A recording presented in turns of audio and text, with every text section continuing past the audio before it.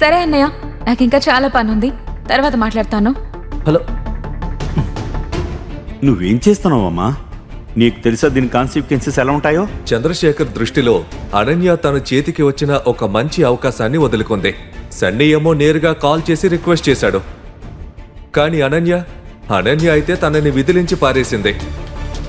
Ananya designer boutique నుంచి బయటకు వచ్చి ఓ బెంచ్ మీద కూర్చుంది. వెంటనే తను అభినవ్కి మెసేజ్ చేసింది. మరోవైపు అభినవ్ ఫోన్లో అక్రమ్తో మాట్లాడుతున్నాడు. ఆ రోజు లంచ్ కలిసి చేయాలని వాళ్ళిద్దరూ అనుకుంటున్నారు.